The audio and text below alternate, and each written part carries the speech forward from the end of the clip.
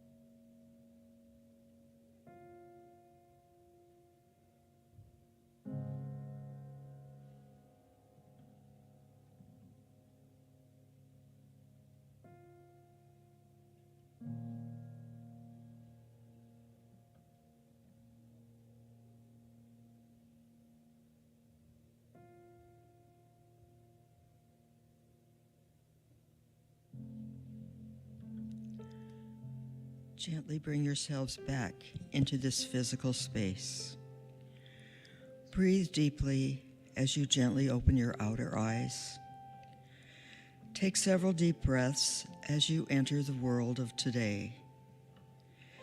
Embrace the knowing that you are on the path of light, even when you cannot see the way.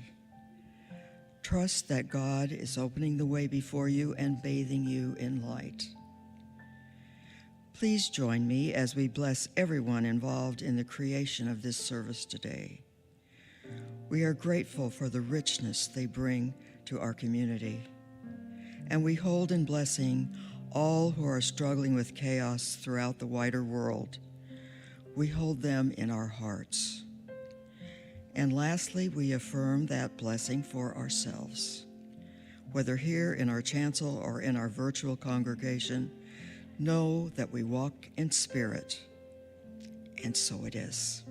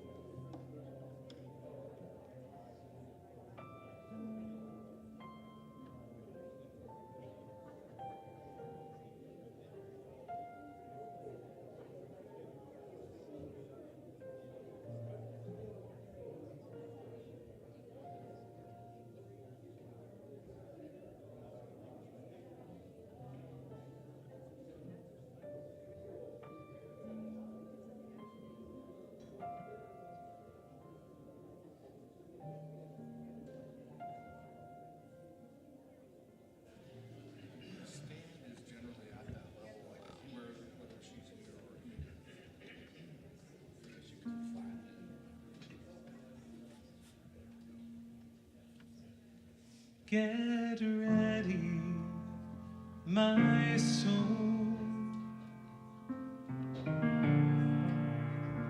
I'm diving in. Get ready, my soul.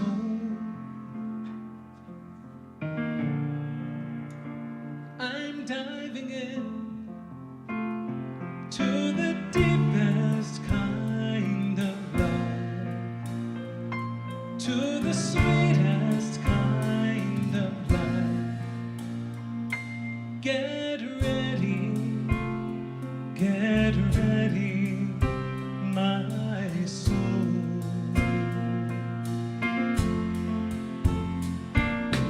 Everything I've ever done,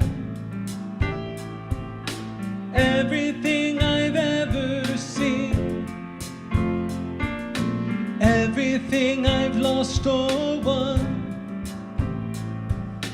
everything I've ever dreamed has brought me here to the present moment, here to a new beginning here, and I'm seeing life so clearly now. Get ready, my soul. I'm diving in. Get ready, my soul. I'm diving in to the deepest kind of love, to the sweetest kind of life. Get ready, my soul.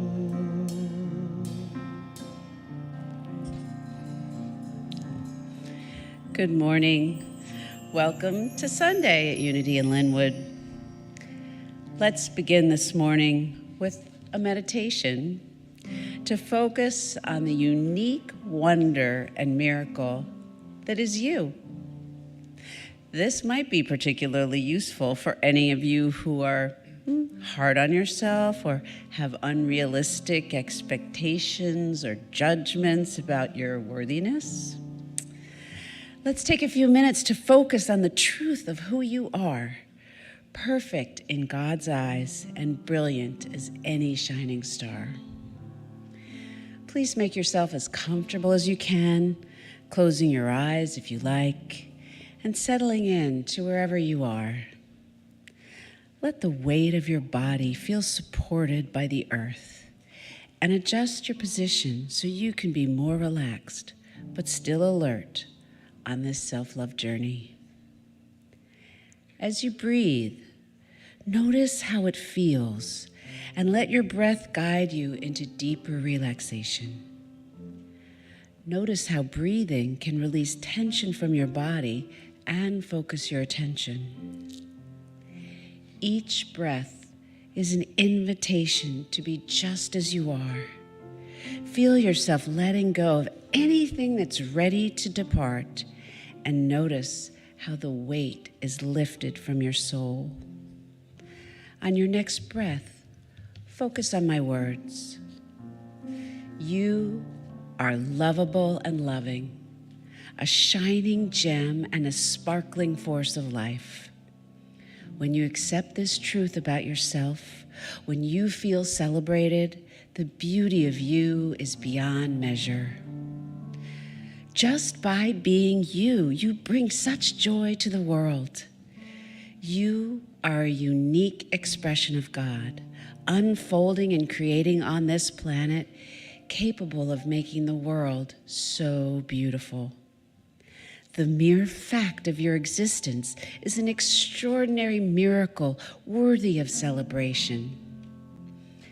Think of all the minutiae that came together to create the full gorgeousness of you, the loving incarnation of God's creation here on this spinning ball we call Earth. Ask yourself, what do I need right now to fully experience how amazing the gift of me actually is? What am I hanging on to that keeps me from embracing the full beauty that is me? If anything comes up, let it go gently with your next breath. As we close this time of meditation, remember that we are all playing this messy human game together, making mistakes and learning from them, growing into and appreciating that everyone is doing their best. And most importantly, remember that the world is a better place with you in it.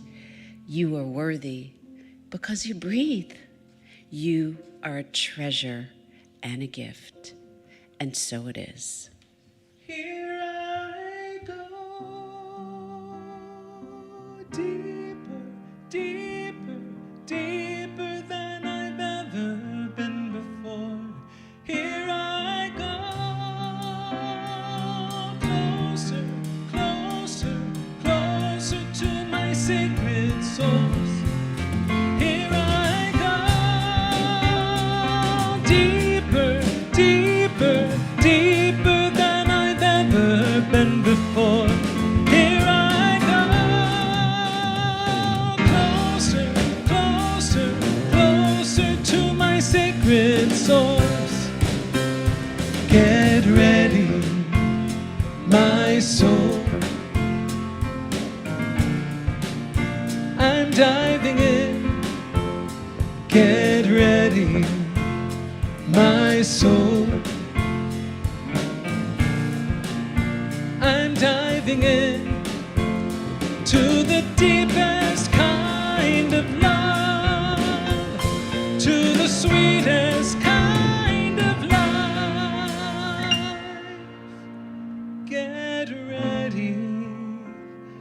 Get ready, my soul. Good morning, Unity in Lynnwood. It's great to see you. Thank you for being with us. Thank you. For those who would like to remain seated, we honor that. Please do so. And for those who would like to greet a neighbor, please stand as you were able and learn a few names, maybe. I'm in the right place at the right time. I am just where I'm supposed to be. I'm in the right place at the right time. I am just where I'm supposed to be. I'm in the right place at the right time. I am just where I'm supposed to be. I'm in the right place at the right time. I am just where I'm supposed to be. Oh, my soul is welcome here. Oh, my soul is welcome here. I am getting the message loud and clear. My soul is welcome here. I'm in the right place at the right time. I am just where I'm supposed to be. I'm in the right place at the right time. I am just where I'm supposed to be. Oh, my soul is welcome here. Oh, my soul is welcome here. I am getting the message loud and clear. My soul is welcome here. I am getting the message loud and clear. My soul is welcome here. Nice. Morning. Well then, that's too much hugging, too much fun, too much saying hello. Good morning on this very first Sunday of April 2024. Whew, scary. I am your welcome host, Elizabeth Nachman, and I am here to let you know that you are in fact welcome here with no conditions, stipulations, no requirements, no tests, no checkboxes, no rules, no regulations, reasons, hoops, hoopla, or any other gatekeeping mechanism. We don't require you to be anything in particular relative to age, ability, race, orientation, whether you celebrated last night at a wild Wiccan party. If you did, you didn't invite me. Or you simply read a book about your cat's inner wisdom on your sofa. It's all good. It does bear repeating that although we love deeply and without condition here, sometimes we, well, maybe I'll just say I, you can come along for the ride, need to be reminded of how to do this. I have a friend who has some physical disabilities that can manifest in how she presents. Recently, she told me a story of waiting in line for a service person to help her with an issue, nothing to do with her physical being. But when she got to the top of the queue, the service person treated her as if she were a 5-year-old, speaking to her overly loudly and as if she were both hearing impaired and intellectually challenged. After a bit of back and forth, the service person realized that my friend was certainly not mentally disabled, and she apologized, but the damage had already been done, leaving my friend both a little humiliated and vindicated at the same time, but with such effort. In thinking about her story, I had to ask myself, how often have I made assumptions about people based on their appearance? How often have I judged others because of their age, their clothes, their piercings or tattoos, their hair, their size, or most importantly, their shoes? It's important.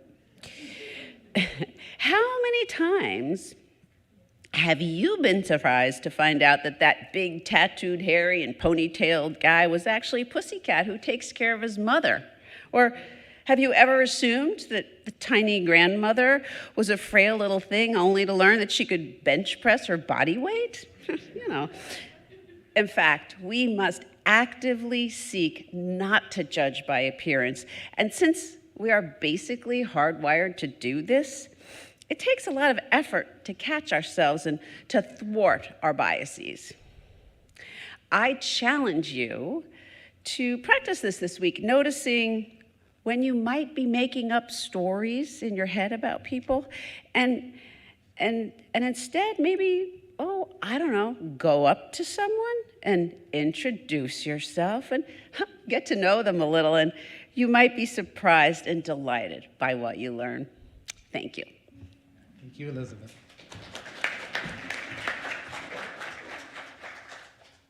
Ramadasa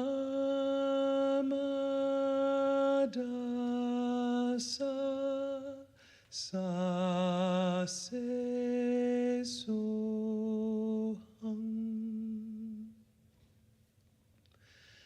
Ramadasa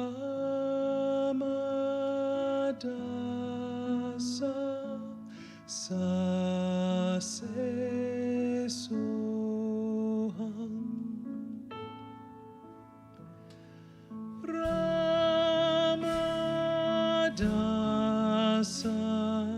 Sase Soham Ramadasa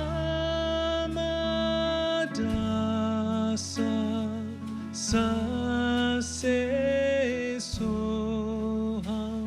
Will you join me? Ramadasa Sase Soham. Ramadasa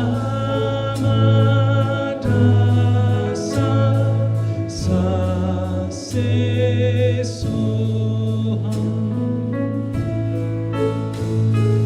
Ramadasa Sase Soham. Ramadasa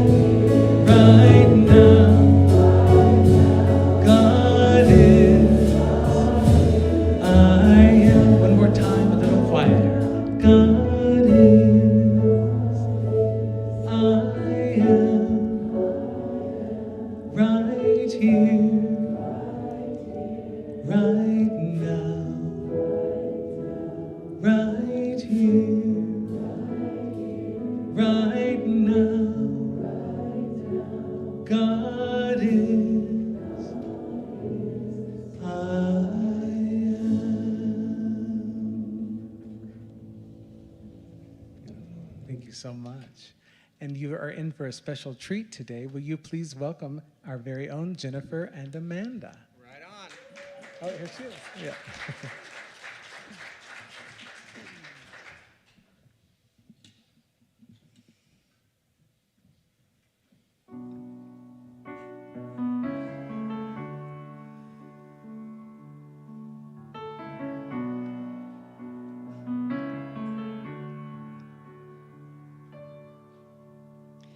This is the sound of one voice,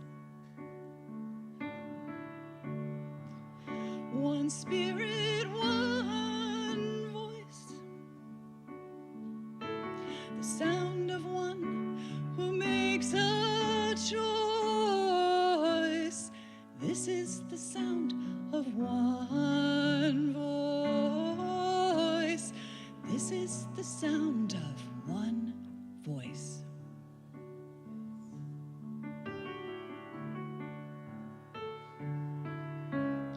This is the sound of voices too. The sound of me singing with you, helping each other to make it through. This is the sound of voices too. This is the sound of voices too.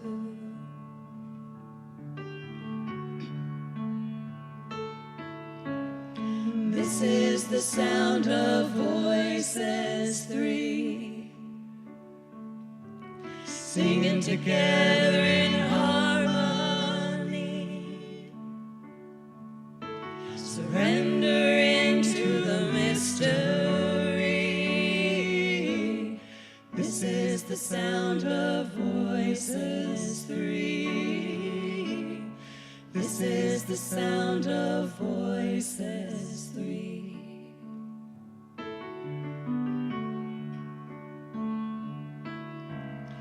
This is the sound of all of us, singing with love and the will to trust. Leave the rest behind, it'll turn to dust. This is the sound of all of us.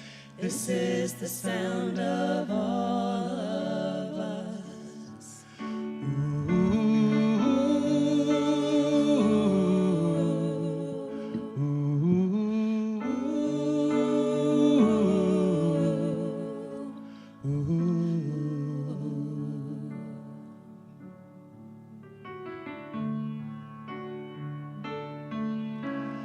This is the sound of one voice,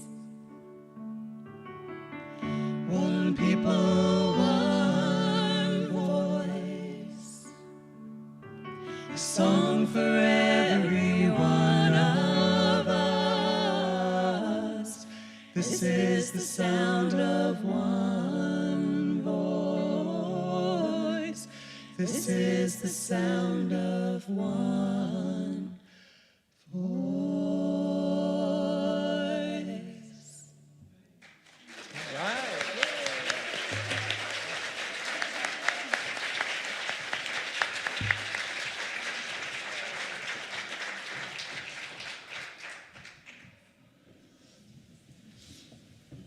What an amazing talent you are, Unity in Lynnwood. Good morning, you. Good morning, you. Good morning, you. I begin with words of gratitude yet again for the immense privilege of gathering with you. I begin simply by saying thank you, and thank you. If you are a member of our virtual sanctuary this morning, we would request you, please, and thank you, to identify yourself by first name. Allow us to know the geography from which you join us this morning, and even now it's as large as my not inconsequential screen. Dale and Diane and William, welcome back, William, and Karen, Judy, Ursula, Marlene. Hi, Marlene in Texas, Sarah and Phil, Deb, Chris, Pascaline in Nairobi, so many more. It is an honor to be with you. If you're a member of our physical sanctuary this morning, and you are, if you're a member of our physical sanctuary this morning and you are willing to join me in extending welcome to the members of our virtual sanctuary, turn toward this device, please. Wave a gratitude to Walayn as you say, "We see you today. We see you today. We see the light in you. We affirm the truth of you. We really quite love you today. Welcome you. Thank you for doing that. Thank you for doing that. Health and Wellness Ministry has designed an entire year's worth of events for you. The chair of this initiative is the Reverend Dr. Singing Jennifer Lovejoy. You're welcome to engage her with any questions. You are welcome to grab a flyer from the Welcome and Information Station, the first of these events is April 21st. That's a Sunday afternoon. It will begin at 12:30. It is called a Healing Sound Bath. And it's been written. Sarah Westbrook will take us on a sonic journey using drums, crystal bowls, and other instruments for a time of relaxation, a time of deep healing. It is suggested you consider a yoga mat, maybe a blanket, and dress comfortably.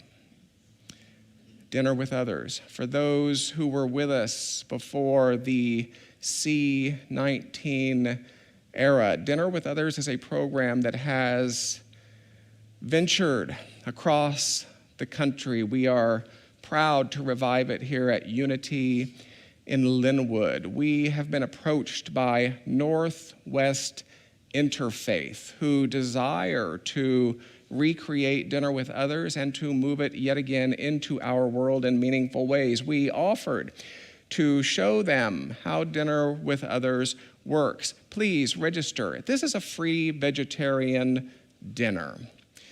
If you'd like to read about it, find it on social media. The date in question is May 18th, 6:00 p.m. Because of limited seating, you are encouraged to register early. Join me on the 21st of April. I'm starting a new series, and it is called The Fleeing Nuns. For those of a certain age, that might be reminiscent of a Sally Fields piece called The Flying Nun. Let us explore the fastest growing checkbox of religious affiliation in the United States today, the wisdom they might bring to communities such as ours, the beliefs they hold, the values they live, of course, that contingency. They are the nuns, the nuns.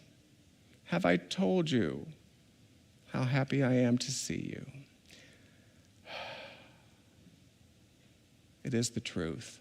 Our mission statement is short. It reads practical spirituality, welcoming community. Every week I read one of those supporting statements. Today I offer the fourth of 7. It reads as follows. We believe each person, and that is you, by the way, we believe each person is an individualized expression of divinity itself, and we accept each person as such, without condition, without question, without exception. It can be said then that we at Unity in Lynnwood, as a matter of principle, we love boldly. Our words of invocation are yours to take in the manner best suited to you today. You're welcome to close your eyes. You're warmly welcome to read with me, whether enthusiastically or prayerfully, as we consider, though imaged and named variously, there is a singular and eternal ground of being from which all life emanates and into which all life retreats. We choose to call this ground of being God. By extension, we come to understand that we are spiritual in nature, human in expression, and limitless in potential.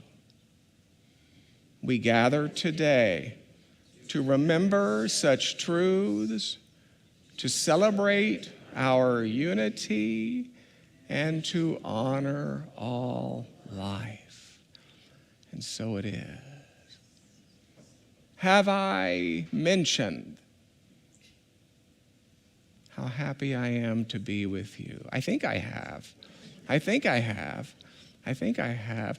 I have suggested that the Easter narrative, that it is more than another drama that's played out in the lives of ancient people back then and over there, but a drama that continues to be played out in the minds of modern people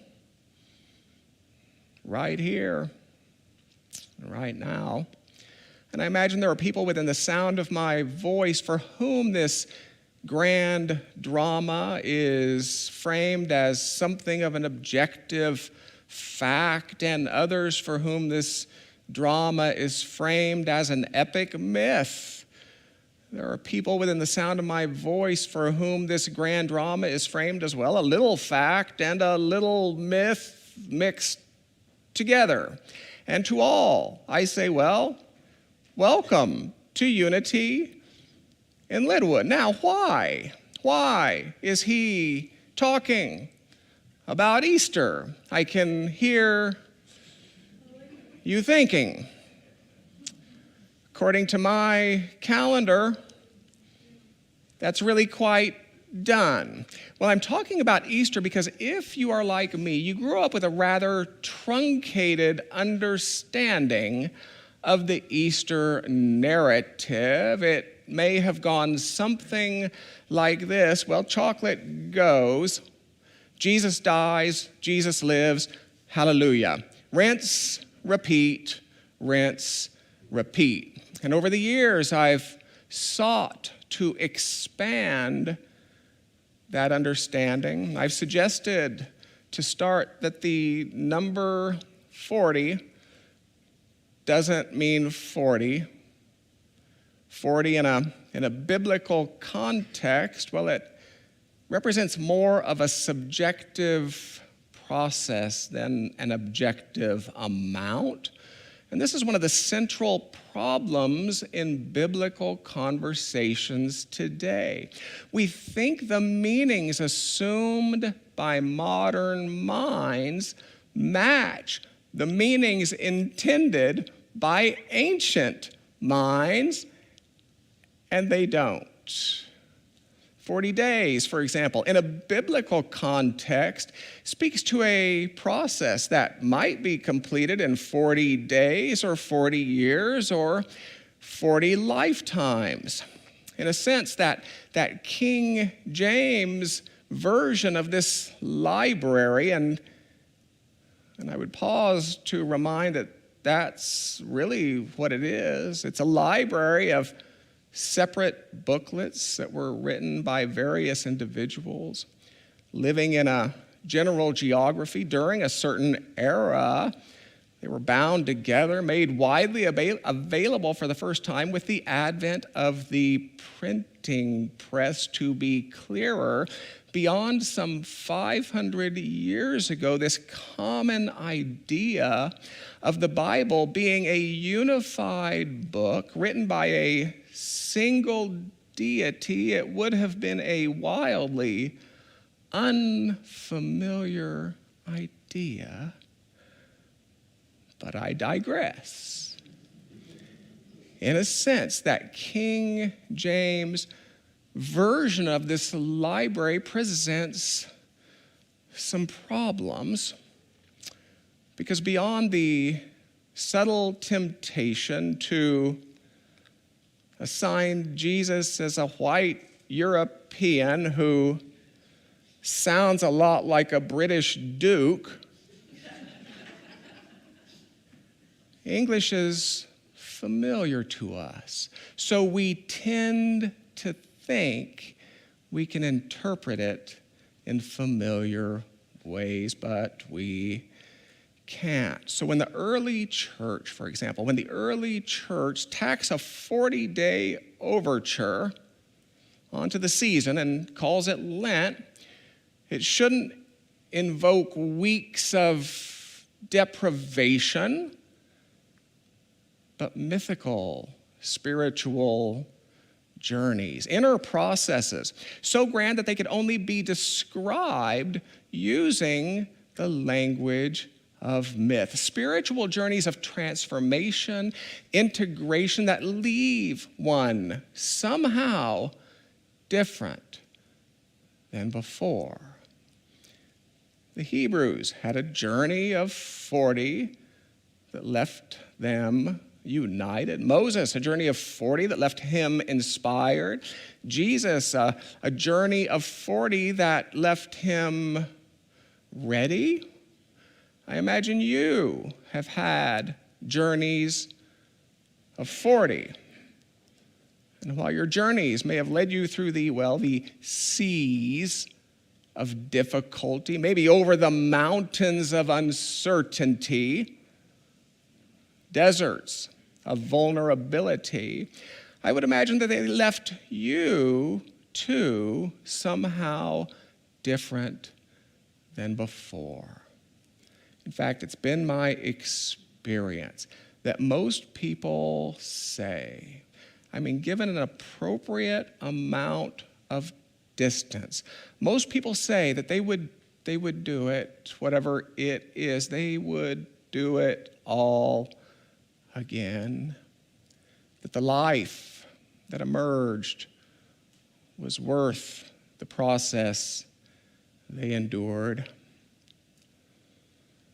So we moved into the crucifixion, resurrection narrative, considering that this too, it represents something of a grand drama playing out in the lives of people, that tension and upheaval, commitment, release, these are common elements to humans journeying through change. We can look back to our collective history to see tension and upheaval in play. A new idea of independence, for example, meets an old idea of colonization, upheaval. We might call it the American Revolution. A new idea of equality meets an old idea of striation, upheaval. We tend to call it the civil rights movement. A new idea of health collides with an old idea of lack. It's an upheaval we call going on a diet while Papa Murphy's has a sale. Beyond matters of tension, upheaval, there are moments of commitment, moments of stepping forward, even when the path might seem unclear, moments of release, moments at which one might let go, even without knowing the cost. Easter suggests that you too will likely sit in some guy's office someday, answering his question by saying, I would do it all again. The life that emerged was worth the process endured. In other words, I've sought to suggest there's a lot more to the season than chocolate goes, Jesus dies, Jesus lives, hallelujah, rinse, repeat, rinse, repeat. And so here we are today. Here we are. It's the Sunday following the climax to that entire narrative. It's the Sunday following that triumph of transformation. And I'm ready to suggest again that we can press further, because our story didn't end when Mary Magdalene arrived to find that stone rolled away. And let me just pause, please. Mary Magdalene. As I have said before, allow me to pause to suggest that the early church hasn't done right by Mary Magdalene. The more I study, the clearer it becomes that while she was essentially libeled by the early church, she was among the most revered of his students. And this makes a lot of sense because it was the women, Mary included, who stood to center for his work from the beginning. So here we are. It's the Sunday after that Easter morning triumph, and in my suggestion that the story continues, well, it would be fair for you to ask, well, what happened next? And maybe it won't surprise you to learn that after Easter, Jesus continued. And just how much time did this post-Easter chapter in the life of Jesus require? Well, it shouldn't surprise anybody within the sound of my voice to learn that this next chapter required, 40 days. During that 40 days, the accounts detail that Jesus traveled with 2 followers who didn't recognize him until they did, at which point he just disappeared. Can you imagine? Can you imagine? Jesus appeared in Jerusalem. Jesus appeared in Galilee. Jesus appeared in a locked room. He appeared to Stephen at his death. Some 5 years after the crucifixion experience, Jesus appeared to Paul as a brilliant light on that road to Damascus. It was 60 years after that crucifixion experience that Jesus appeared to the author of that apocalyptic, fantastical booklet we call Revelation. This brings us to an important question this morning. An important question. For those who identify with the Christian tradition, is the resuscitation of Jesus as a molecular, protoplasmic, corpuscular form the foundation of your faith? And for a lot of people, of course, it is. For a lot of people in unity, it is. Because for many people in unity, this resuscitation is an ultimate demonstration of consciousness over form. And if that is you, I say, great. Great. My intention is not to take anything away from you this morning, and yet it seems clear to me that these accounts of Jesus as unrecognizable, Jesus who vanishes, Jesus who appears over here, Jesus who appears over there, Jesus as a light being, Jesus beyond time, suggest a Jesus well beyond any molecular, protoplasmic, corpuscular form.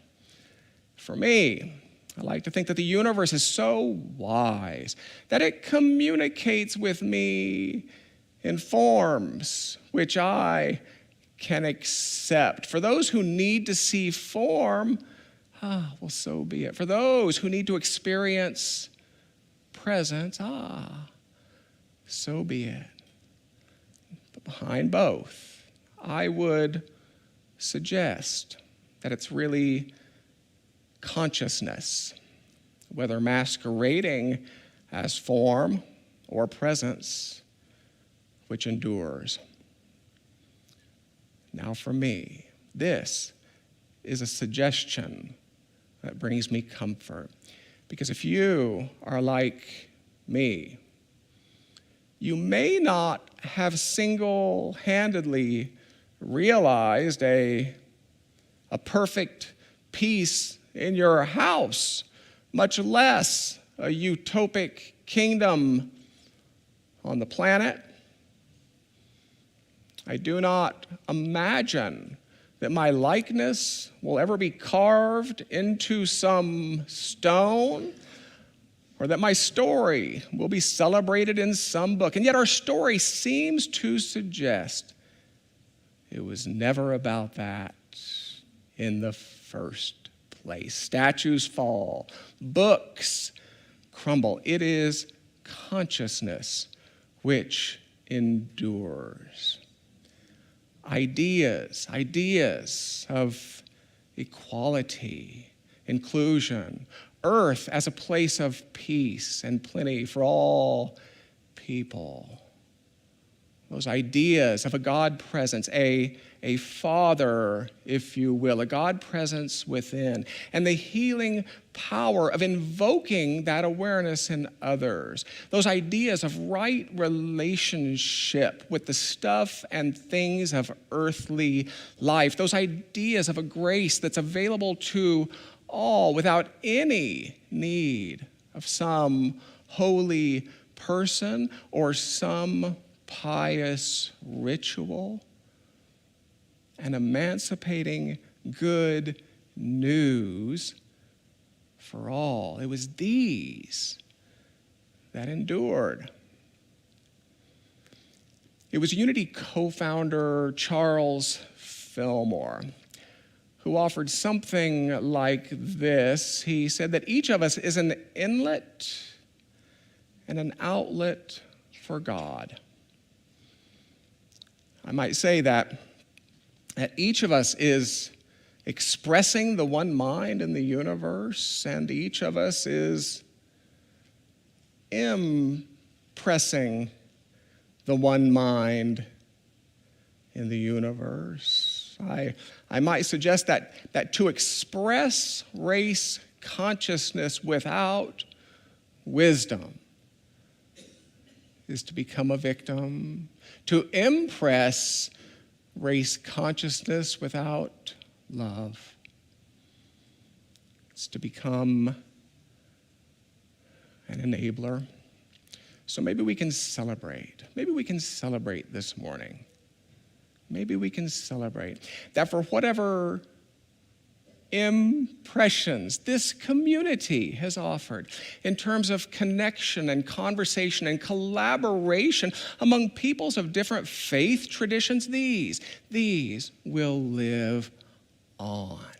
Maybe we can celebrate that for whatever impressions this community has offered in terms of life as sacred and worthy of its right to be by virtue of its beingness itself. These will live on. Maybe we can celebrate that for whatever impressions this community has offered in terms of you simultaneously being fully divine and fully human, simultaneously being eternal souls and aging bodies. What a complexity is that? Simultaneously being beyond limit and earth-bound. Simultaneously being, well, the moon that passes and the sun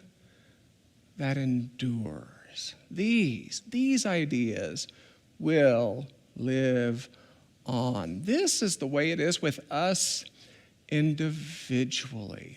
If something of you will live on,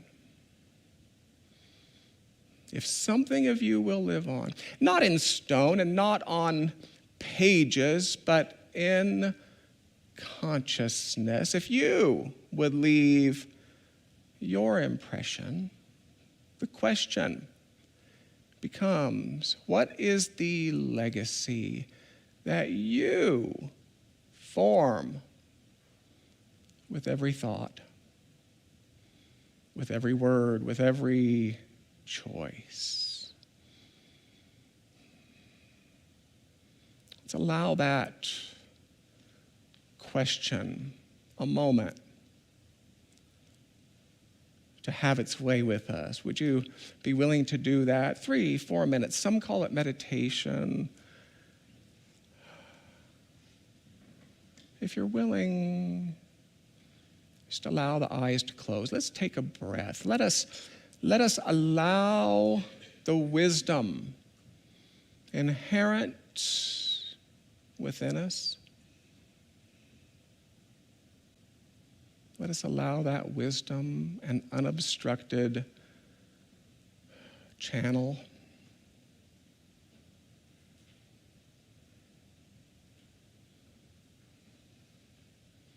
simply by breathing, recognizing that we indeed are safe.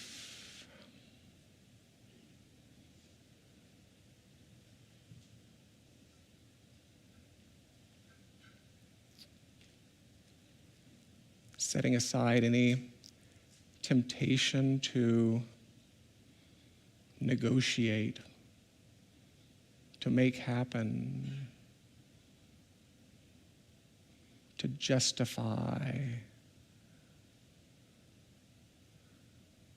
Setting aside any temptation to quote history, to speculate. Simply allowing ourselves to observe.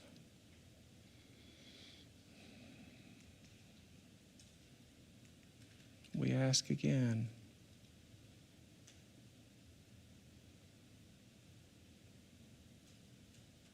if something of me will live on,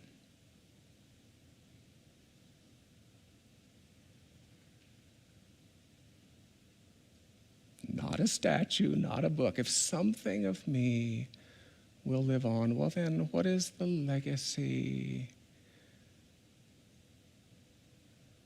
that I form with every thought, with every word, with every choice?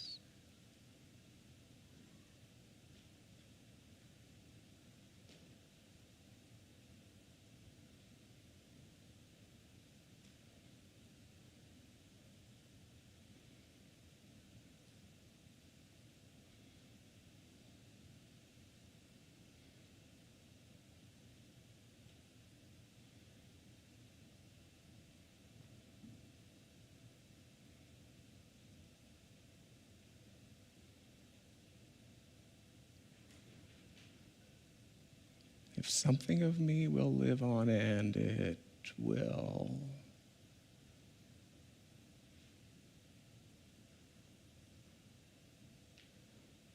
What is the legacy I form?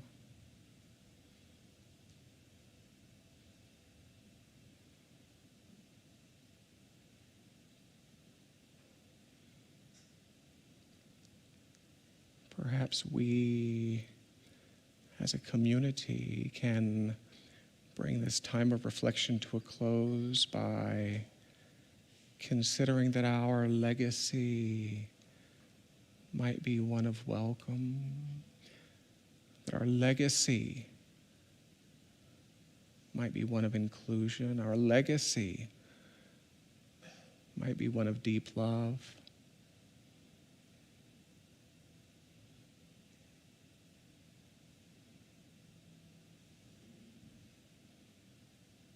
If this is a legacy that speaks to you, perhaps you would be willing to close this time together with me simply by saying, and so it is, and so it is, and so it is. Amen.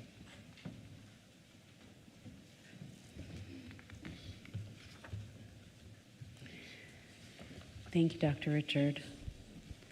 Always so much to take in.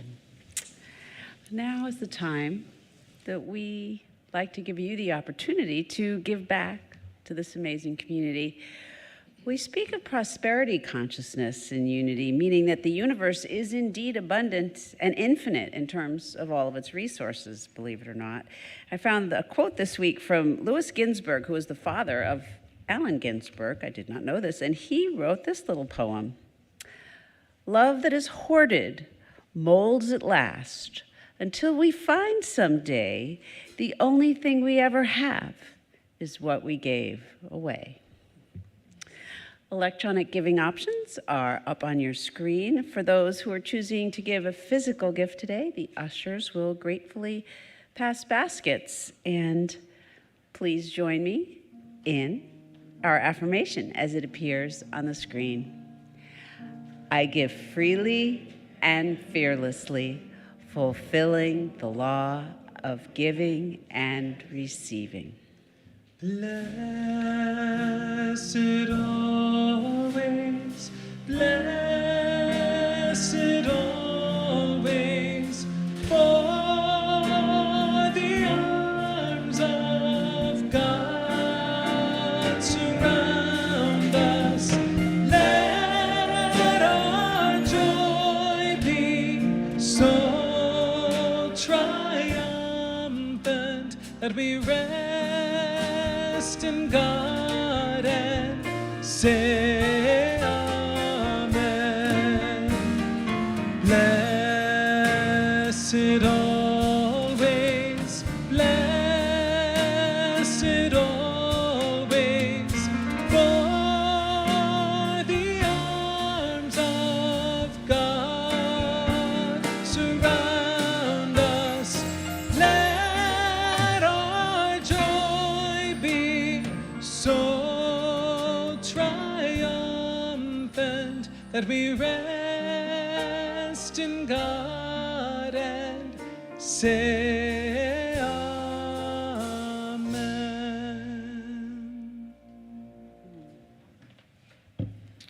Thank you.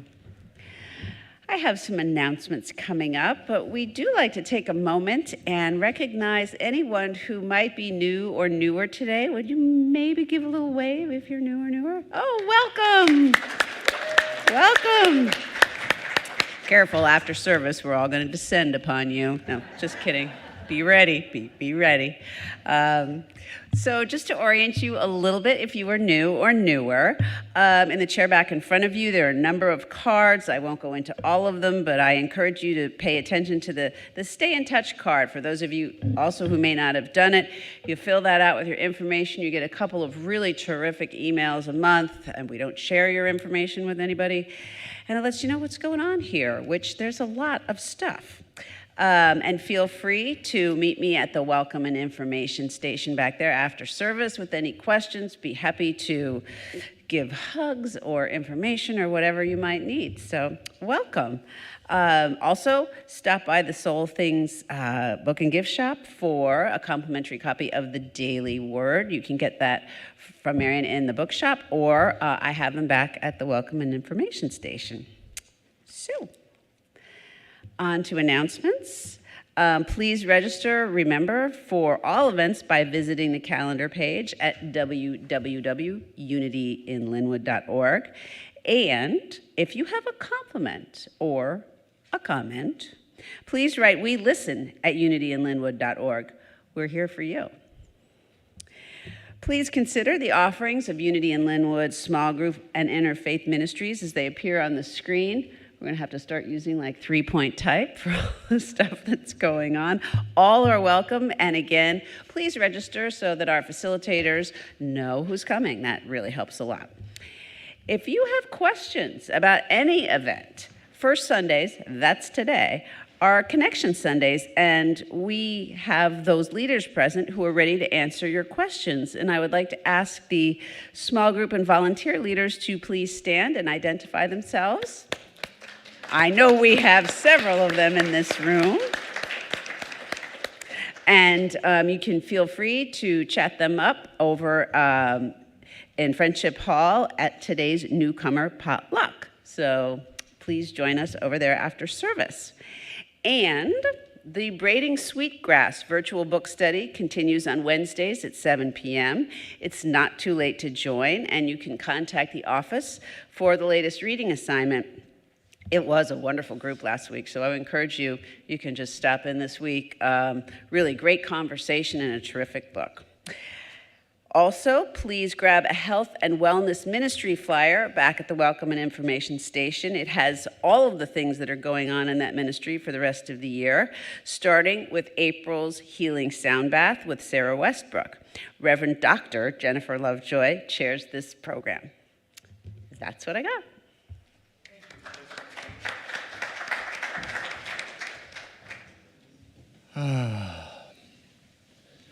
Have I mentioned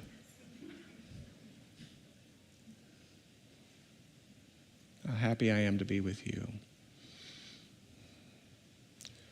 I see her leave and I think, oh, she's judging my shoes. It's my shoes. It's my shoes.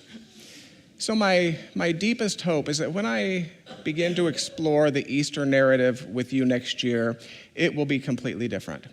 It will be unrecognizable to you. That's my deepest hope. And my deepest hope is that because I believe these teaching stories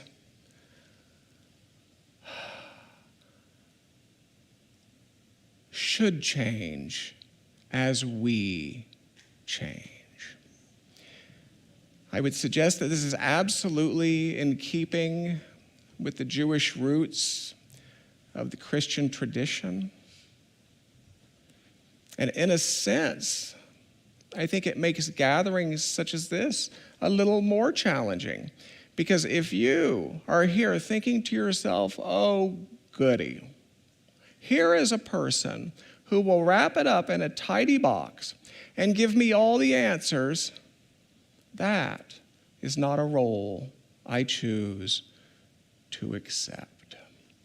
The term that you have heard, living Scripture, speaks to this dynamic, that your experience of transcendent teaching tales, it'll be different from mine. It will be different from mine because you are different from me and you're in a different place. So next year, my hope is that you won't even recognize the story I tell. That's my hope. And that's why. That's why. Take a deep breath, please. If you would like to pray with someone following the conclusion of this time together, we have trained prayer chaplains eager to support you, both the on-site audience and the virtual audience, that you might identify those in service today. May I ask those prayer chaplains to self-identify by waving or standing? Wonderful, wonderful. For those in our virtual sanctuary, Dana and Marge are eager to support you. Start the process simply by writing prayer at unityinlynnwood.org. Include a working telephone number. Expect a call within a couple hours. And now let's allow the eyes to close again. And in our preparation to re-enter that world of doingness, let us call forth a certain beingness. And today,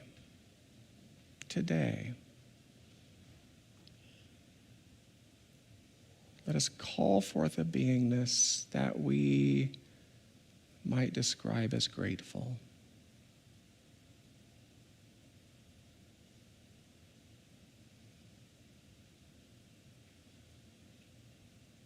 Maybe an image helps. A place, an idea, a person, a pet. Oh, a pet. Holding it, allowing that sense of gratitude to overwhelm you.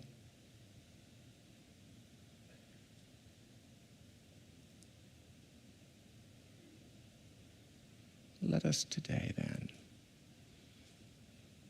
meet each other, meet our worlds, informed by immense gratitude.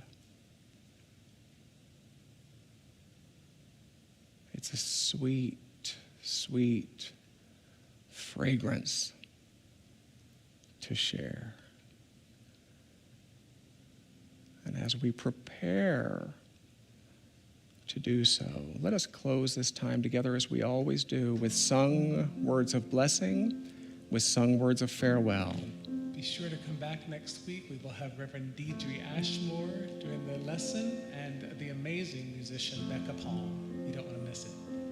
May the long time sun shine upon you. All love surround you, and the pure